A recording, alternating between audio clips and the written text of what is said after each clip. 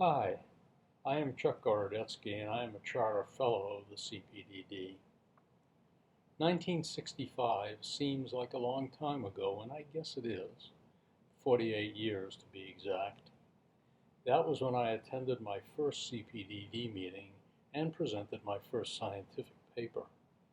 I was a young PHS medical officer recently out of internship and completing my second year as a junior scientist at the NIMH Addiction Research Center in Lexington, Kentucky, where I was to remain for the next 19 years. As was usual in those days, the meeting was held in February at a university where there was an interested scientist to serve as an unofficial and informal host. This one was at Baylor Medical School in Houston, Texas. It was hosted by a neuropharmacologist named Bill Gravois. 18 years later, I played that role when the meeting came to Lexington. In 1965, the CPDD was actually the Committee on Drug Addiction and Narcotics and was in fact a real committee of the National Academy of Sciences National Research Council. It was at this meeting that the committee voted to change its name to the Committee on Problems of Drug Dependence, thus initiating the CPDD acronym. At that time, Nathan Eddy was the executive secretary, and the chairman that year was Dale Cameron, superintendent of St. Elizabeth's Hospital in Washington. There were 11 other members of the committee, including Henry Brill, Jonathan Cole, Everett May, Morris Sievers, and Harris Isbell. There were then numerous liaison members from organizations such as the AMA, FDA, Bureau of Narcotics, NIMH, the VA, and the World Health Organization.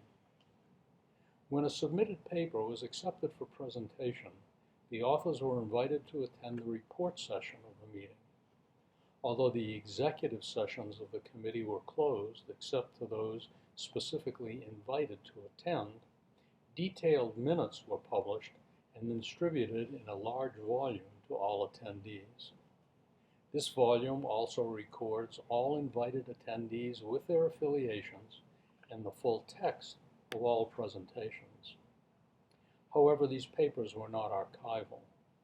Pagination was apparently continuous from publication of the first minutes, since the pages of the 1965 volume begin at page 4028. The minutes record that there were 210 attendees at the 1965 meeting, which included representatives from 43 different pharmaceutical companies, making up more than half the total attendees. There were a total of 32 reports and papers presented at a single session over a 2-day period. This was well before the days of posters, symposium, forums, and workshops. There was a dinner, attended as recorded in the minutes by 175 persons. The meeting was intimate and collegial. You got to meet essentially everyone attending. Many of those I met at that meeting were to become close friends and colleagues for many decades. Of course, there have been many changes over the last 48 years, as you will hear about in other videos and sessions throughout this meeting.